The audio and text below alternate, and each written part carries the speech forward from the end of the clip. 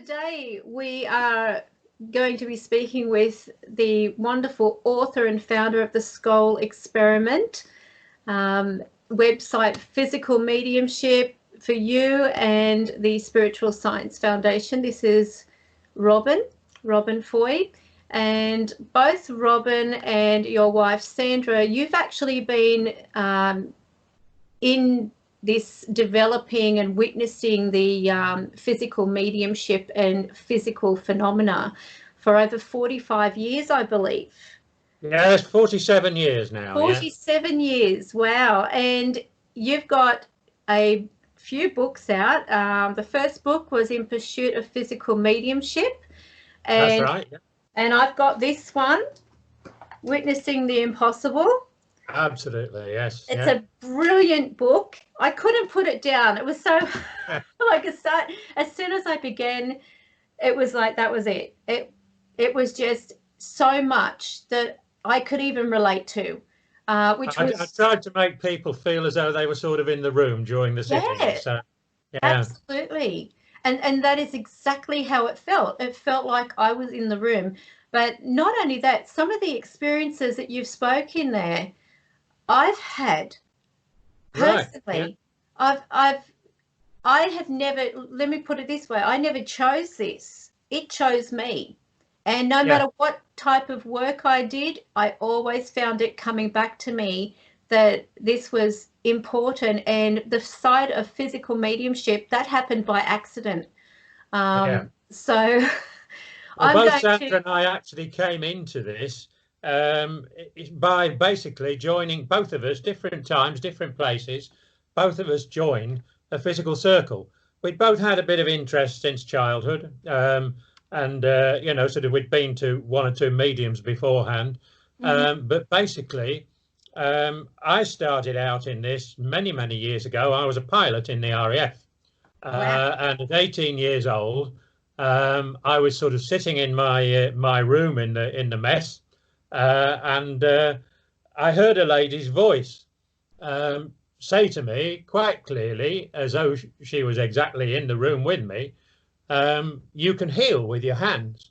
Now, you can imagine how I felt, an 18-year-old, sort of, I was usually out with the lads having a pint here or there. But here I was being told by a lady's voice, very nice lady as well, you can heal with your hands. So my first thought at that age was basically to run out of the room and start sticking my mitts on anyone and everyone who happened to be around. But they all thought I was mad because, like me, they were all aircrew. And that soon sort of died down because I got a little bit too much sort of joshing from everybody. But that was the very first time that I'd ever come across anything psychic that I could say was definitely psychic. I mean, I realized that it was psychic, and that was a wow factor for me, if you like, because I'd never had anything like that happen before. And I had one other experience whilst I was still this sort of age, probably a year or so older. And I happened to be at my parents' home on that occasion, in my bedroom.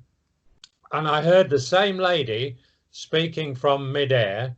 And she said to me on that occasion, "You'll marry this particular girl," and gave me the name. So it happened. But it wasn't a very good marriage, unfortunately. But they were absolutely right. It did happen. And after that, it all sort of died down for a bit. And I really didn't get involved in it anymore until I was just coming up to 30 years old. And that was when it really sort of took hold of me, because I met a young lady at that time whose parents were spiritualists. And I attended a few spiritualist churches with her, and so that got me really into the habit of looking at the subject through the eyes of visitors or church. See how it chooses you? Oh, absolutely. I had no choice. Yeah. And I mean, those first two experiences I had were definitely clairaudience. They weren't independent voice because nobody else heard them, only me. But it was as clear to me as though that person, that lady, and I think that lady actually is probably still around, but you know, she was very, very pleasant, and she said those two things which really set me off on the trail, if you like. But at age 30, then I started to take a proper interest in it. And at that age, I was living in Leicester, initially with my first wife. And I saw an advert in a local Leicester paper that was right to a box number sort of thing, asking if anybody's interested in psychic research. Well, somehow when I looked at it, this advert seemed to me to be in bold type. It wasn't in reality, but it seemed to me to be in a bold type, and it was calling to me. I felt, well, I've just got to go for this. And so I answered it, and I had a letter back, and it turned out to be a circle, a physical circle, that a chap in Leicester, in the UK, was running. And he was looking for some new sitters. And he'd had this physical circle for many years, and he, you know, was sort of he changed his circle members too often, so he never really got a very good development. He'd get a few things develop, and then it sort of went on, and he'd have some people leave and some people come, so he never really got a very good development. But nevertheless, I went along. I think there were about 8 people went to the initial interview, and this chap's house was standing on its own. It was a detached house sitting back from the road about 200 or 300 yards, and each side were detached houses, and they were 200 yards away from each other, and there was a field at the back.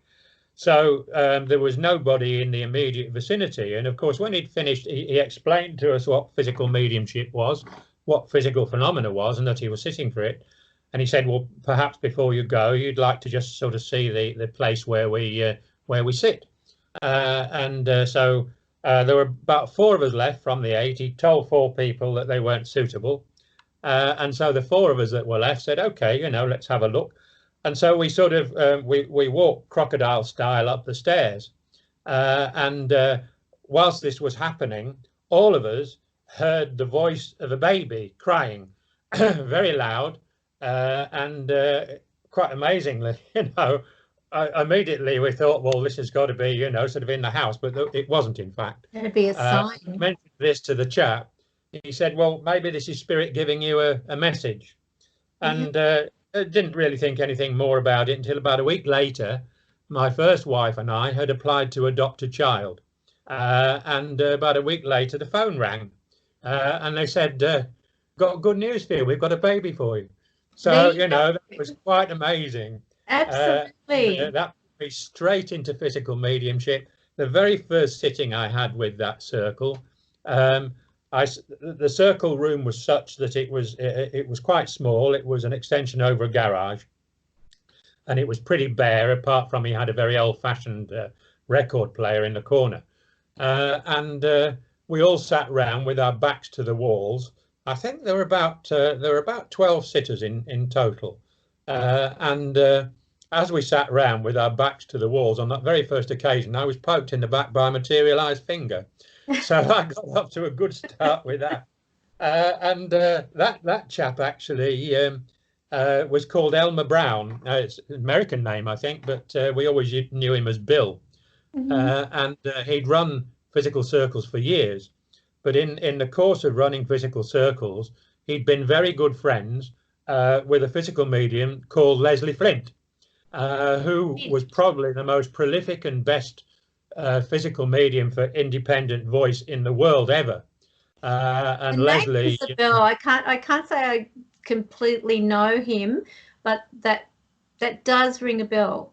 Yeah, well, Leslie was a fantastic physical medium for independent voice. He sat in the dark, and the spirit voices came and would chat to you for anything up to half an hour. And Leslie himself could be talking to you at the same time. So you knew this was not somebody speaking through Leslie. It was totally independent.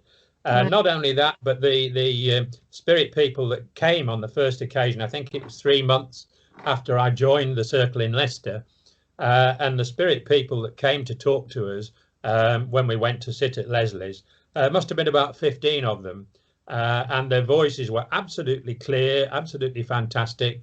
They answered questions, and they gave us some fantastic information.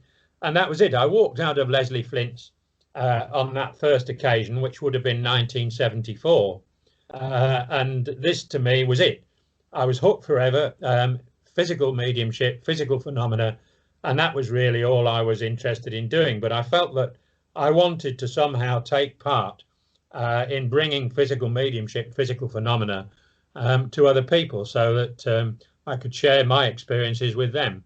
And now Sandra and I have sort of worked ever since, really, to sort of do exactly that. We've had several circles of our own.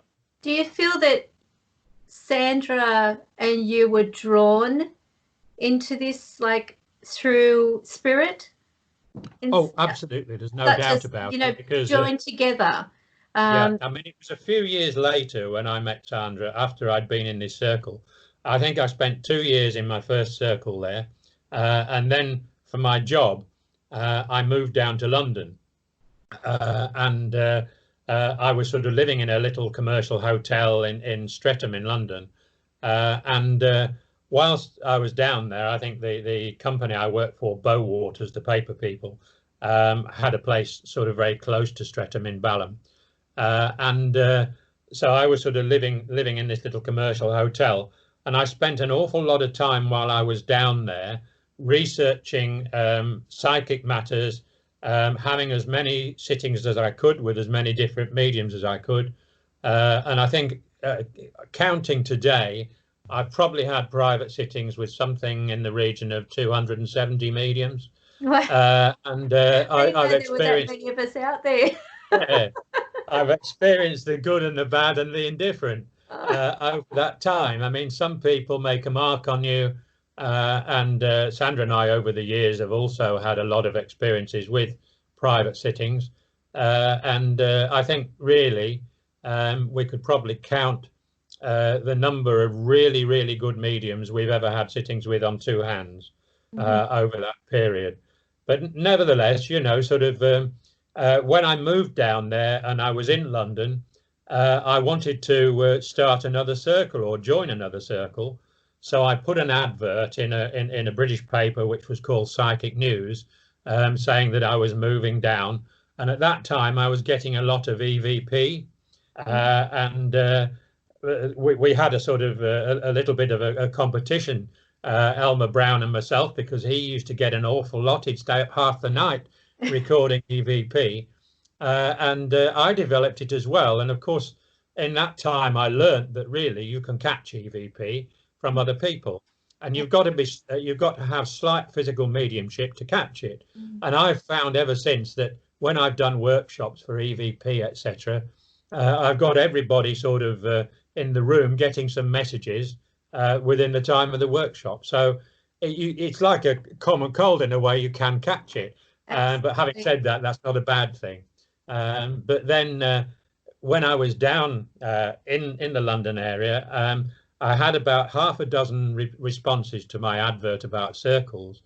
And one of them was from a chap in Romford in Essex, who was living with his landlady in Romford in Essex. And his name was John Squires.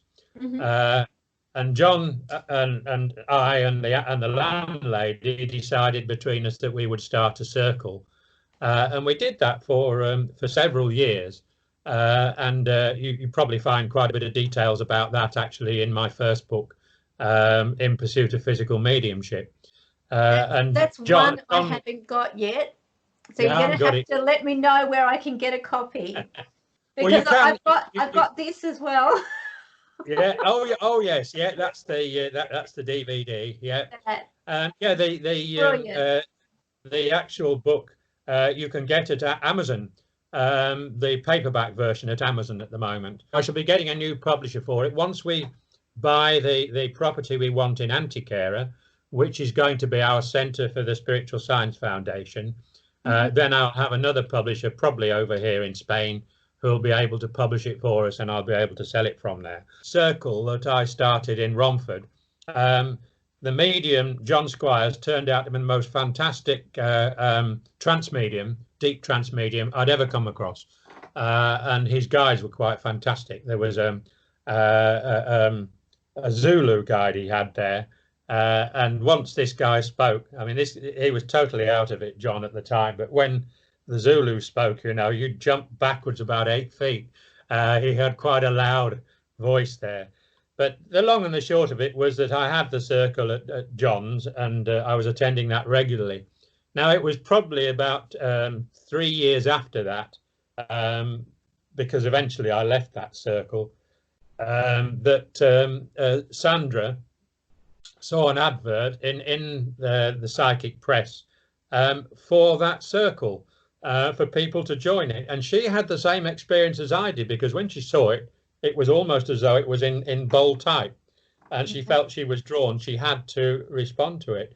And she lived in Romford, so, you know, she was very, very close to it. And she decided she'd apply for it, and she did that. And funnily enough, I hadn't lost touch with John and Joyce, who were in the circle there, and I was actually visiting them on the very afternoon that Sandra went along there for her interview, and I think she was with another girl at the time that John had told her afterwards that the other girl was not suitable, but she joined the circle in the meantime. I was involved with a couple of other circles. But about a year and a half after that, they were told that John was starting to develop good physical phenomena, and they were told there that they wanted me back in the circle. So I rejoined the circle, and it was through that that Sandra and I came together, and it was pretty obvious fairly quickly that we were meant to work together, and we've sort of done that ever since, really. We've been married 41 years now. So that is beautiful, and she's such a lovely lady. I mean, just looking at you two, like from the videos that I've seen, you just connect. It's like you're absolutely soulmates. That's how I look at it. You know, and this experience has definitely been a path that you were meant to follow in this life, as well as Sandra. Oh, absolutely. There's no doubt about it. And of course, ever since we married, we bought a house together just outside Romford in a little place called Harold Wood. And we had a room there that was permanently blacked out. But things also used to happen in that house all the time. And we hadn't realized that it was very significant. But we got teleportation of animals there. And that started out. We had our own circle, and that used to sit regularly once a week. And it was after the circle that we first noticed that on one occasion we had one of the daughters had a guinea pig, I think it was, that was in a cage on a bench in the kitchen, and we came down from after a circle and noticed that the guinea pig's cage was or hamster, the cage was still locked, but there was no guinea pig in it, or hamster, I can't remember which. So, you know, everybody was looking around for a hamster, and it just wasn't there. And then eventually, after we'd had a cup of tea and a cake, as we did after a circle, went back into the kitchen, and there it was on a kitchen shelf. So we didn't think about it on that occasion. We just put it back into the cage. But it must have been about a week later that it happened again. And Sandra was getting a bit desperate because this was her daughter's hamster she was keeping for the school. So we thought, well, look, if this thing goes missing, we're going to have to replace it. So Sandra actually went back into the kitchen and said, come on, Spirit, you know, so if you've got the hamster, bring him back. And then not very long afterwards, a ball of light appeared on one of the kitchen surfaces. And as Sandra was watching this, it started to sort of shake and shimmer and vibrate, and gradually came back into the shape of the hamster. So the hamster was actually teleported, a live hamster was teleported, and that was the first time for us that had happened. And after that, they started doing it with our dog. And one of the girls from the circle screamed. We had one circle, and she brought the glasses of water down after the circle, and she was standing in the kitchen, and all of a sudden she screamed because Sandra had always locked this dog out of the kitchen sort of before we did anything in there when we were sitting. And all of a sudden she screamed because this dog had just materialized by her with his wet nose on her leg. Wow. So, so that happened to that dog, and it happened with him a few times. But ever since then, we've realized that, yes, that's all been part of the development of our group to use energy to produce phenomena. And after that, when we started with Skoll, they started working differently because everything that was done at Skoll was done with energy and not done with ectoplasm. And of course, ever since then, we've now currently got 7 cats, and they still teleport the cats in and out of our apartment here, and you can see them disappear, and then sort of 10 minutes later, 15 minutes later, you'll sit watching an empty space and a cat will suddenly appear in front of your eyes. So that was one thing that was quite important. A lot of strays. Yeah. And the weird thing is we lost, I'll be very quick, we lost 4 cats. They were very, very old. Right. And we have now 4 strays that we've adopted, basically. Each one has exactly the same personality as the ones we've lost, but they are all pure white. Right. Yeah. Absolutely pure white. Just amazing. That's unusual. Yes, it's very unusual. Yeah. Yeah. They're actually, you can see them on my Facebook page because you're on my friends list. They are absolutely gorgeous. And it's just animals. I'm attracting animals. I'm becoming a cat woman. But it's... Well, that's happened to us because when we came across here to Spain in December 2006, we brought 1 cat with us, a fairly old cat that we'd actually had in Skoll, and he stayed with us until last year, and he was 18 when he finally popped off. But we brought him down when we drove over, but it's all been strays ever since then, strays and kittens. And now they're all strays and kittens, but there's 7 of them there. Wow. I believe there is always something spiritual with animals. Oh, definitely, yeah. I have a resident spirit, Tracy. I don't know whether you saw that video where I've actually captured her playing with the cats. Yeah. And you know the tracking thing, like the Connect or whatever it is? Well, this is the SLS X-Cam. I was testing it out and I knew we had a child in our home, but she would never show herself. And this particular day, I saw her playing with the cats. I thought, I wonder if this thing will track her. And it did. And you can see her straddling the cats and then, walking towards me. Now, on those SLS thing or those tracking things, you don't normally see them walking. No, that's right. Yeah. They're usually like up against a door or something like that. But I've had amazing experiences with that where I've actually captured spirit turning on a light. Yeah. And tracked it. That's the thing. That's why I felt such a connection with you, with what you do, because more and more people are now sort of coming into the field of physical mediumship. Beautiful. So, that's what we're aiming for, and it's hopefully will happen. Everything happens at the right time. Well, this is what they keep telling Sandra. I'm always a worrier. I always worry where on earth's the money coming from. But it looks as though the film they're doing, the big screen film they're doing about the Scole experiment is going to happen. And we're expecting to get a reasonable amount of money from that. So will that be also a video or a DVD that would be available to people to buy? Well, it might eventually, but it's actually going to be a big screen film. So it's going to go out from one of the big studios, like Paramount or one of those big studios. Wow! And it will eventually be released as a DVD. But it's going to, the only 4 people in that film whose names are correct historically will be Sandra and me and Diana and Alan Bennett. Everybody else will be fictitious. Sorry. Do you still work with the Bennetts? No, we don't. I mean, really, when we're friends with them still. But when we left the UK in 2006, we really sort of didn't get together anymore after that. And we occasionally send them an email here and there, and they clue us up on what's happening with the film, because they're very close to the two people who've written the film.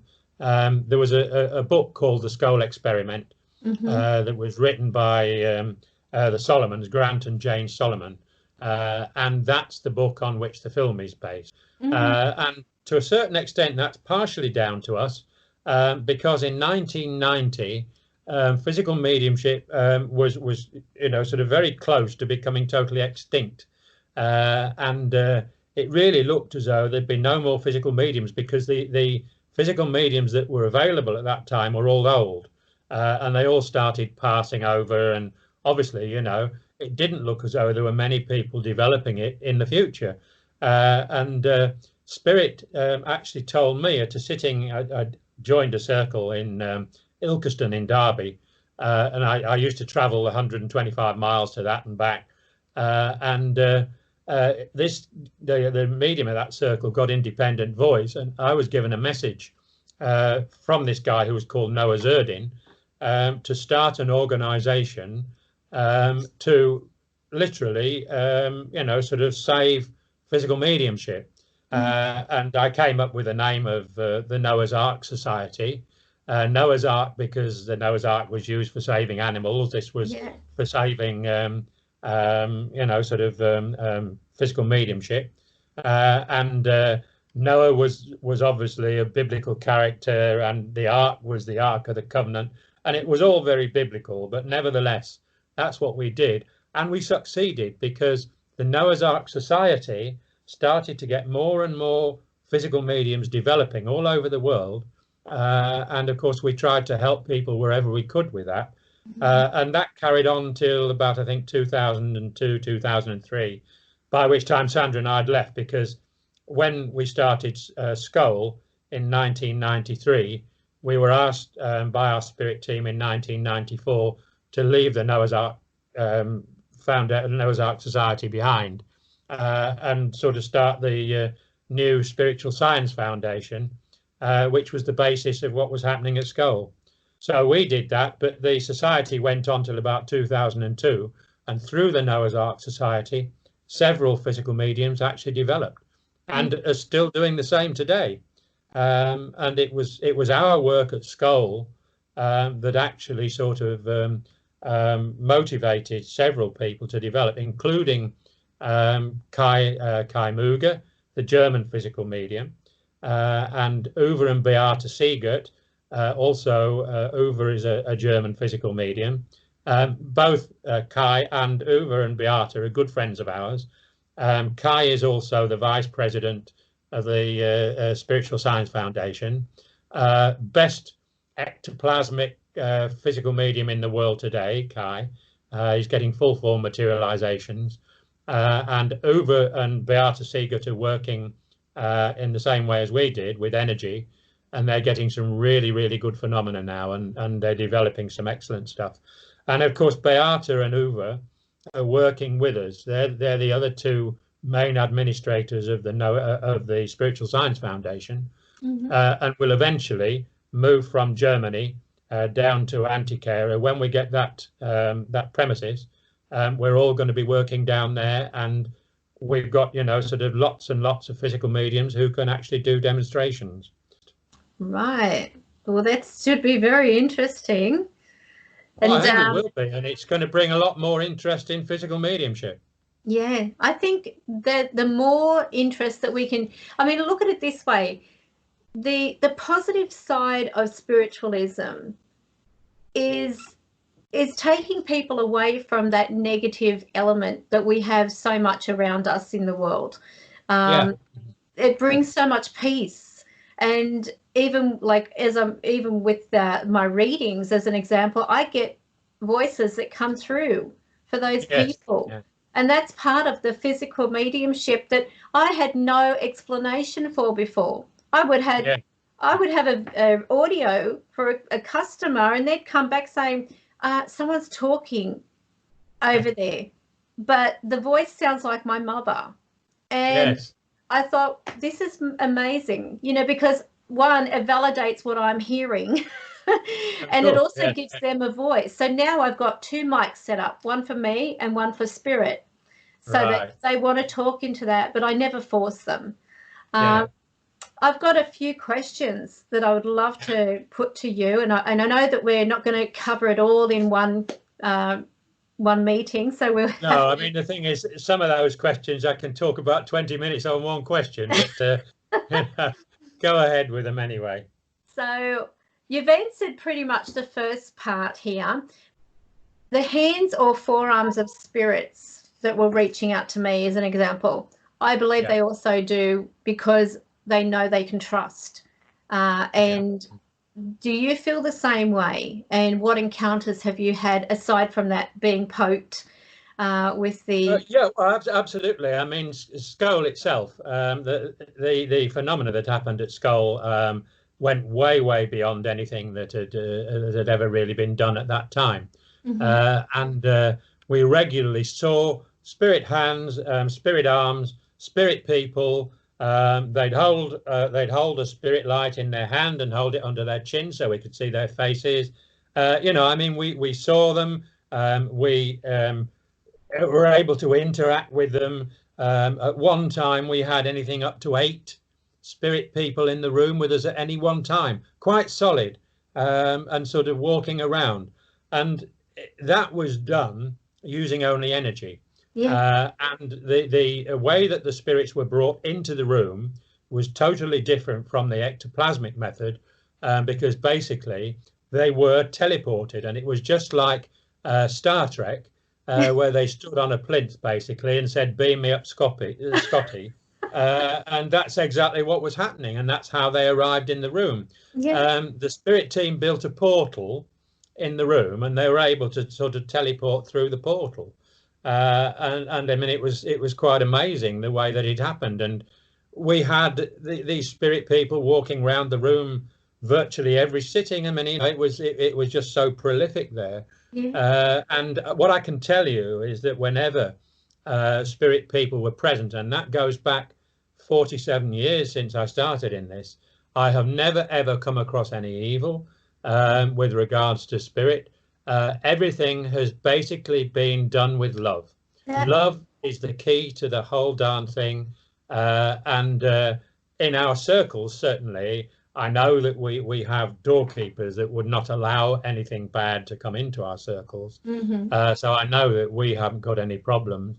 Although I am aware of some famous mediums of the past that did have problems when they were developing. One of those was Helen Duncan, who was a very prolific materialization medium. And when she was developing physical, on one occasion, I think she had about 5 or 6 people in her circle.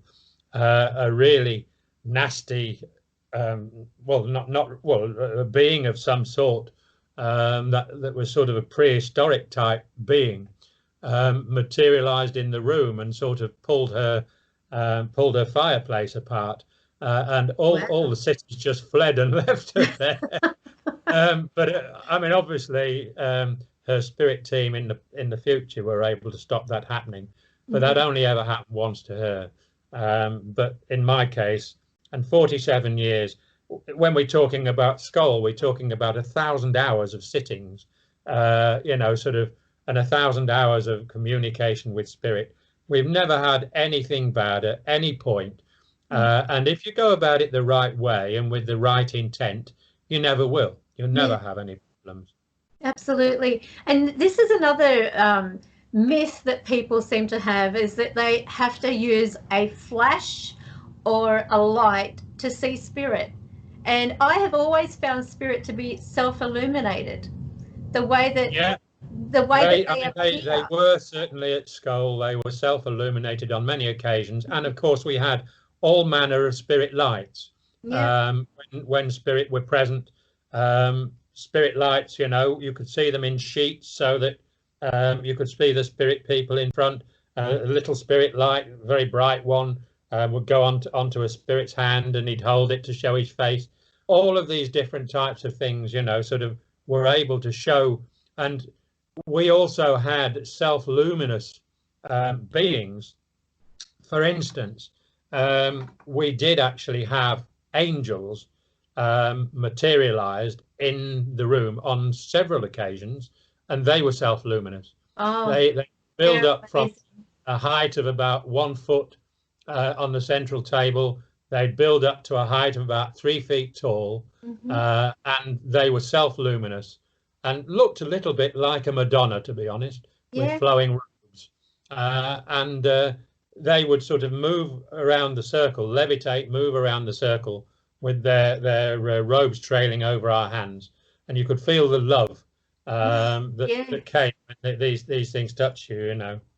I had one, I don't know whether you saw the photo of him. My doorway is quite high. And this particular day I was sick as anything. And this light just filled my room in the doorway. And I grabbed my phone, I took a photo, but without the flash, because I don't use the flash. And when I looked at it, because of my, feeling off and everything, I could see this male angel standing there. And he didn't say anything to me, but straight after he left, I felt like there was nothing wrong with me. I was completely feeling 100%. And before that, I was, throwing up. I was weak as anything, sweating for no reason. I just didn't know what was wrong with me. And I just thought, I need to lie down. I need to stay in bed. And this brilliant light, it was so bright. I could look into it, but it didn't hurt my eyes. And that's the wonderful thing. Even with my father, when he died, the very next day after he passed away, it felt like someone had a torch in front of my eyes as I was lying in bed. And I could hear him say, I want to give you a hug. And that was amazing. Now, there's another one. Many child spirits are often claimed to be that of demons.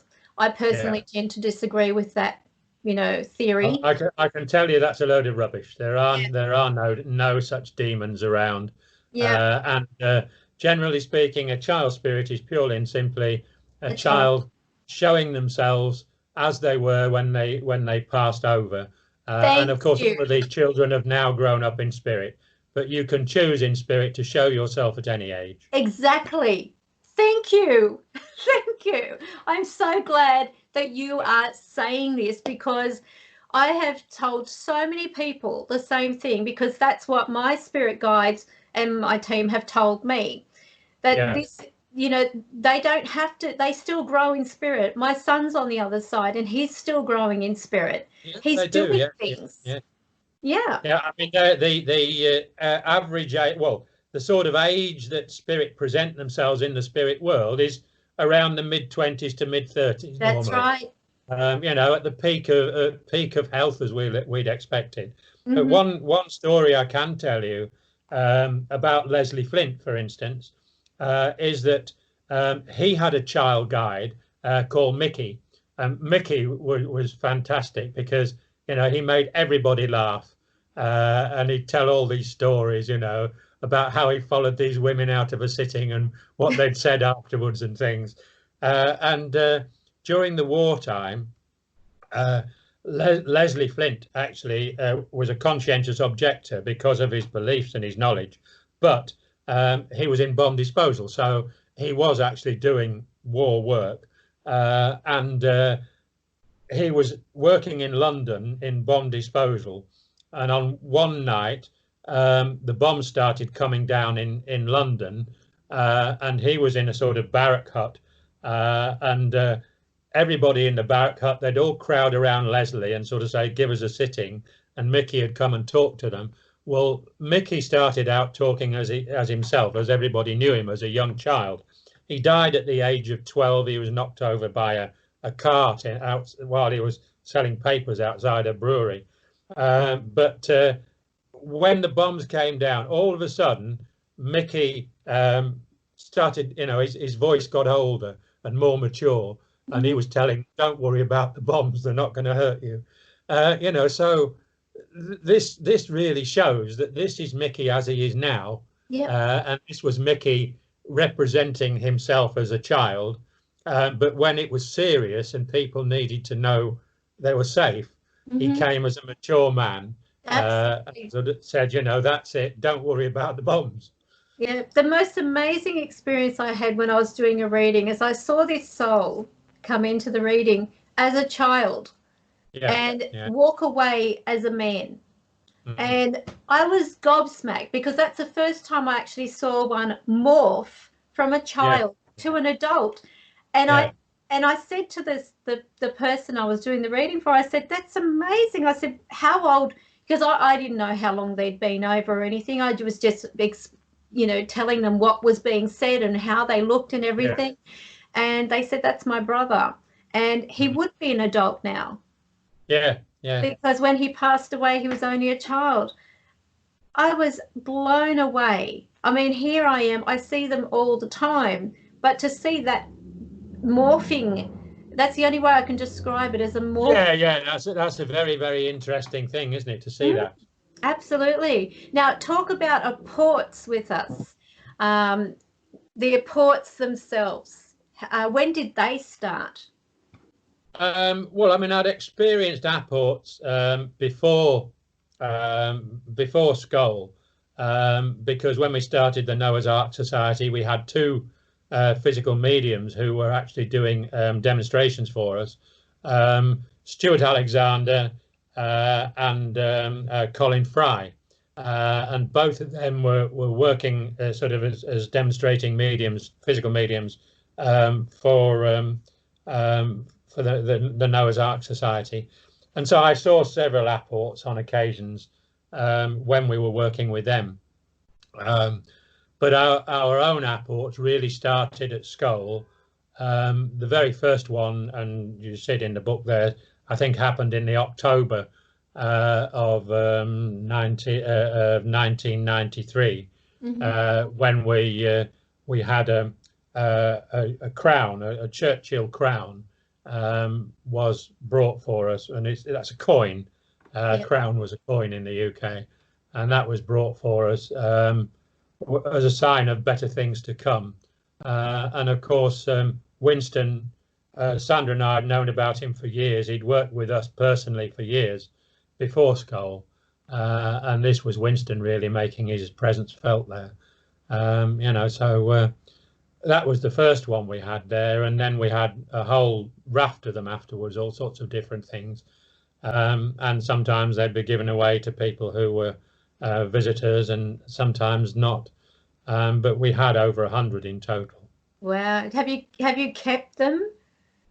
Oh, we've got most of them here. Yes. Yeah. Because you could start a museum. Well, eventually there will be hopefully at least one room that's got a lot of these things in it when we get to the premises. I mean, the place that we're wanting to buy, it's ridiculous really, because it's very cheap as properties go.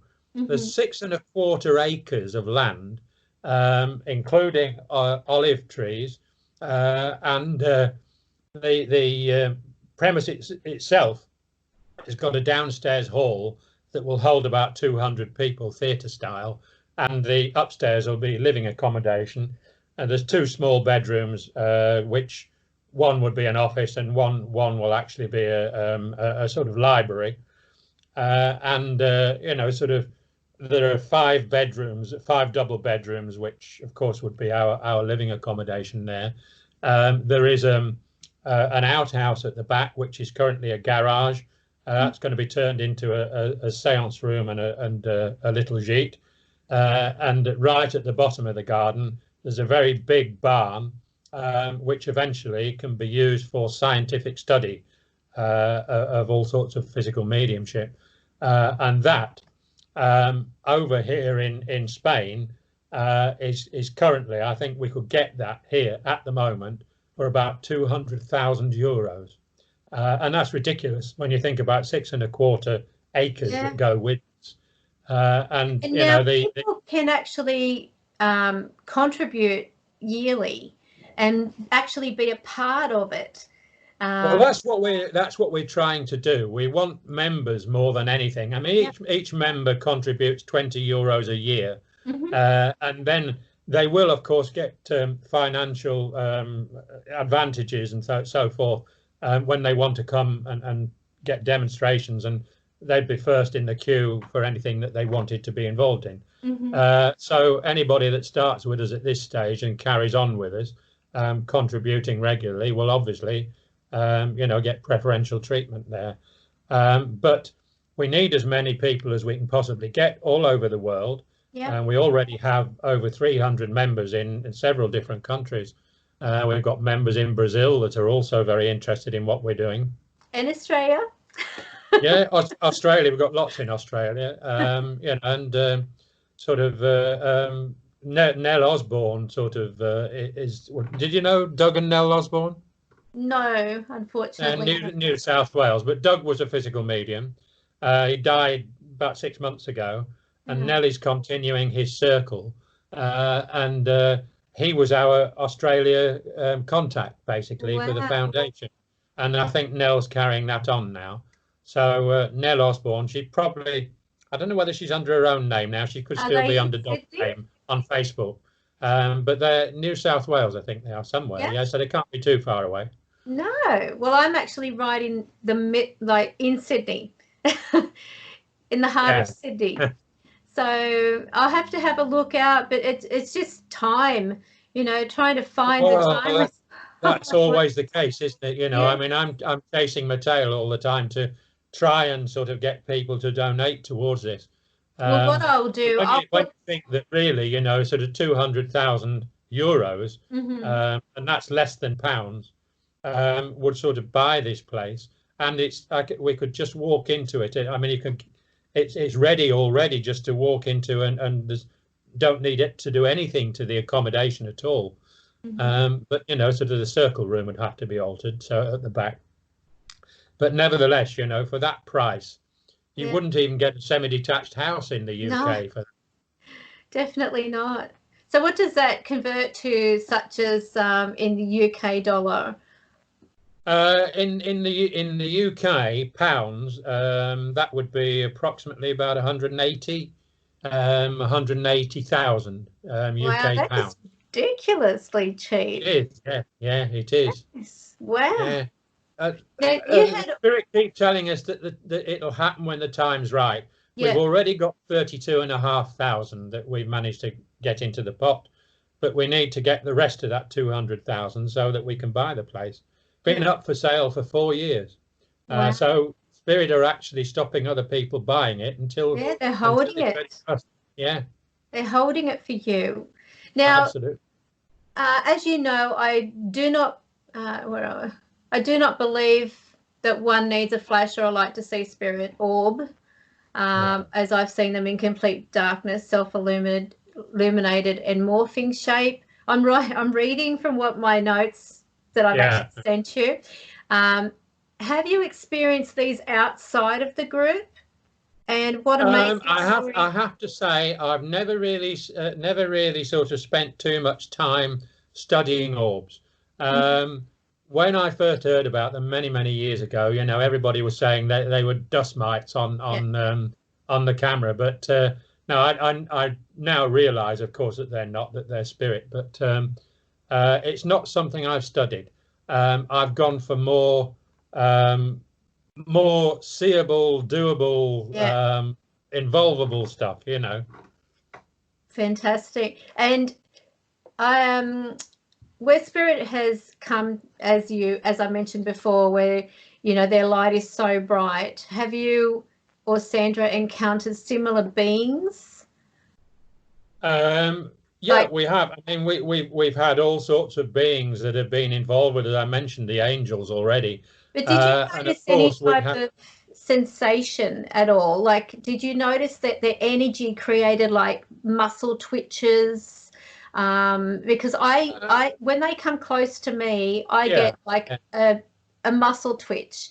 My fillings, like a filling in my tooth can vibrate because of their energy. Well, Sandra's and several other of our sitters in the past have experienced interaction around the solar plexus. And, generally speaking, you do get that when you're working with physical mediumship. So that's a sign that very often we've sort of had. Right. And I'll just leave it on this question, and then we'll do another. We'll have to catch up again because I know you're very busy. But where am I? The roles of film, TDC, Transdimensional Communication. Can you please share about these amazing experiences and how they began?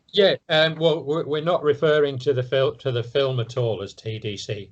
Okay. TDC is the actual small device that Spirit asked us to build, and it's a small device that's actually got a sliver in it of can't think of the name of the metal.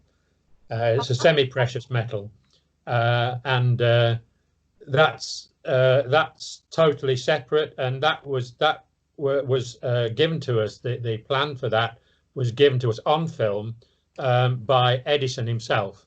Wow. Who asked us to build it, and about a year after we built something like that, wasn't he? Before he passed. Yeah, I mean, he actually sort of put a blueprint of this on a film that had never actually been exposed, and signed it TAE. And the interesting thing there was that the scientific guys that were sitting with us from the SPR got a copy of a memo that he'd signed TAE from the Edison Institute in America. And when they compared the two signatures, they were virtually identical. And it took us, well, we did actually build this exactly as he wanted us to build it, but it took about a year to get it really working properly. And they had a go at it at each of our sittings, but it was about a year before we really got good communication. And the very first person to speak to us through this was Edison himself. This TDC was plugged into a boombox. Well, no, in that case, it was actually a cassette tape recorder, and they used the amplifiers of that to speak to us. He spoke to us for 15 minutes, and we've still got a recording of that somewhere. And over the period after that, we were actually getting communications with beings that were not human. So from other dimensions, in other words, ETs. And of course, we actually had ETs visit us in the circle, and have done so since as well, since we've been over here in Spain. Wonderful. Now, I bet those scientists that sat were just completely floored. Were many of those scientists skeptics when they first... I think, in all honesty, I can say that all three of the guys that sat with us regularly over a 2-year period were skeptical, but had open minds. Mm-hmm. And when they wrote their book eventually about it, the Skoll report it was called, written by the SPR, it's one of their proceedings, they actually came out very, very much in favour of everything they'd witnessed being totally genuine, which was unheard of for the SPR. Yeah. Because the SPR, generally scientific body, have been non-believers in physical phenomena. Yeah. So did they have to quit? No. I mean, they accepted it and they wrote these proceedings, and it's sold out many times. And I think it's been republished by somebody else, by a private person now. And you know, they've put the scientific aspect into it. And showed that they're very much, you know, aware that it was all totally genuine. We'll definitely have to catch up to finish my 30-something questions. Yeah, absolutely. Yeah. And if I absolutely could listen to you all day, seriously. But you know, and I know that people will be dying to hear what else you've got to share.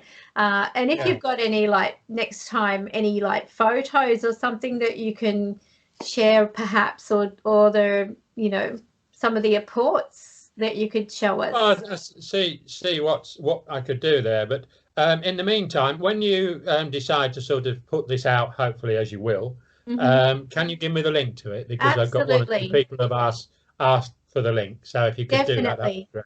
definitely. You will get this link before it even goes live. So that way you can see it and then give me the thumbs up, and if it goes ahead, then I'll make it public. So thank you so much for your time, and I am absolutely honored. You have no idea the butterflies that I had in my belly. Just so excited to speak with you. And I'm going to put a link also for people who want to be a part of the membership so that they can contribute. And do you want me to put the PayPal address in there as well? If you could put the PayPal address, which is torcalero25@yahoo.co.uk. I'll do that. And if people send us €20 plus their email address plus where they live and their full name, then we can sign them up as members. Fantastic. Well, thank you so much. God You're bless very you. welcome. And all right.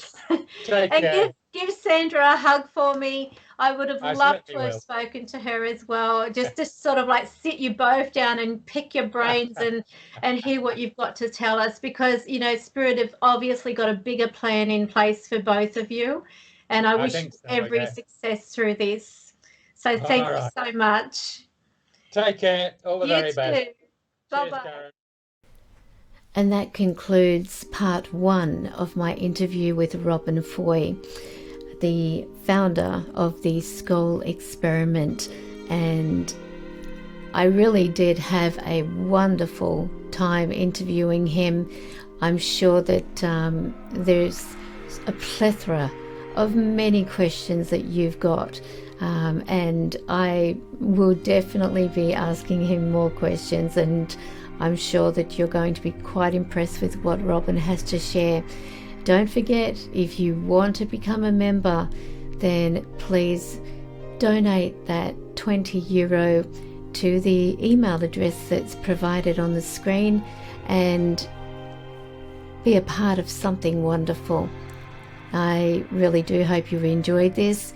If you did, please give it a big thumbs up and smash that like button, as they say, and please share this video because there's more to come. I promise you. Take care, stay blessed, and have a wonderful day.